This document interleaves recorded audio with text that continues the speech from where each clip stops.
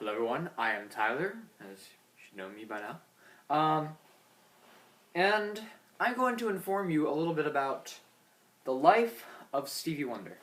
Now, I'm not going to go too into detail and bore you all to death. I'll try to cram this down into a short video. Okay, so basically what happened is Stevie Wonder was born on May 13th, 1950.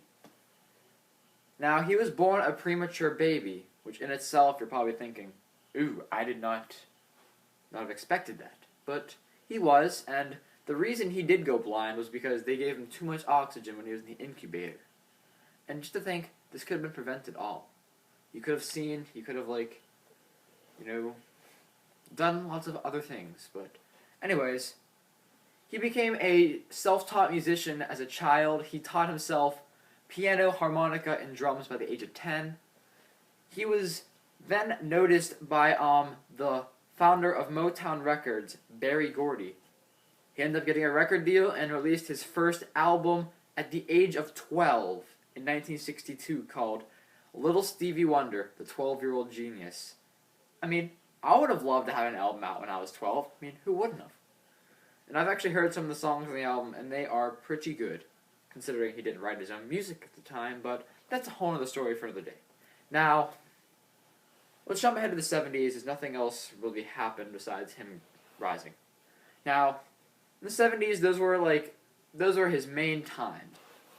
There's a song you may know by him, one of his most memorable. It's on every single Bud Light commercial. Anytime you turn on 3WS, it's playing, If you still don't know what I'm talking about, you might want to, actually pay attention to music. Superstition. One of his greatest songs. Other good songs in that time were released in the early to mid 70s, and that was by far his best time period. Now, in 1973, he could have, lost everything because he was in a severe car accident. This actually gave him inspiration to keep doing music and to push harder, and it got him more focused, which that's very commendable. Now let's skip ahead to the 80s. Nothing much happened here. Released one album, but in 1982 he released a hit single called Ebony and Ivory with none other than Sir Paul McCartney, and of course the two combined. Superstars, of course, #1 hit. Now to the 90s, then again nothing much happened, but in 1992 he signed a lifetime pact with Motown Records. And if you do not know what a pact is, basically, if he tried to leave Motown Records, which basically says he's going to be there forever, if he tried to leave Motown Records, the current leader at the time would be all like, No, not today. yes, I did pull that off the internet. Go ahead. Judge me. Now to the 2000s. Then again, nothing much is happening. In 2002, he received the Lifetime Achievement Award from the Songwriters Hall of Fame. That's basically all that happened in his life. There's other little details I might have missed. If you do want to look more into it, I suggest you do. It was a lot of fun learning about him. Now, to get to the whole main topic of this presentation I'm doing, how the man compares to Odysseus. Well, this is quite a bother for me, as Odysseus went on an adventure for 10 years, fought a war for the 10 previous, and you expect a blind man to do all that?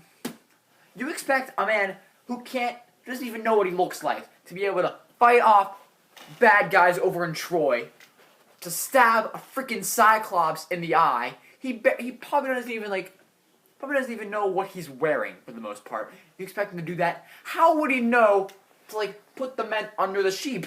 He wouldn't even know there was sheep there. He'd hear bah bah, okay, he would know they were there, but he would not know where they are. You could feel them bah bah. It's not gonna work. Blind men are not magical. He's not Jesus. He can't just do anything.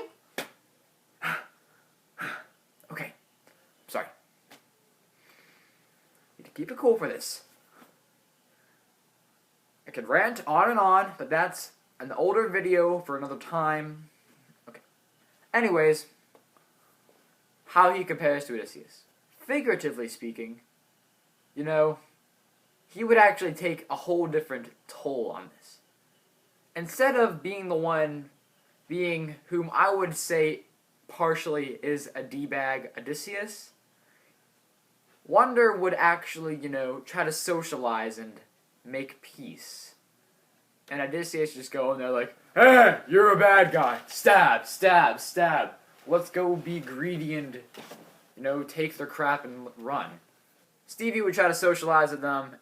I say in the land of the Cyclops, his men would help him steer the boat, of course, because if you were a blind man steering a ship, you would crash into anything. Barely even get into the boat. His men would help him get, the wines and the cheeses and all that. Bring their little peace offering, or I can't remember what he brought off the top of my head, but whatever he brought with him as a peace offering. He would give that to the Cyclops, not actually invade his cave. He would, probably just wander around the island, and eventually he would learn about the Cyclops, of course. I mean, who would not hear thump, thump, thump, and a bunch of Cyclops noises? I don't even want to do that, because I'll probably, embarrass myself, but done that enough times already. He would eventually find the Cyclops, do some little trading, start a conversation, be like, we come in peace, I'm blind, I can't see anything. Odysseus would make you blind, but I'm already blind, so I'm not going to do that. And, he'd socialize and, get, possibly make a friend, not make Poseidon mad, bro, and just, try to help out.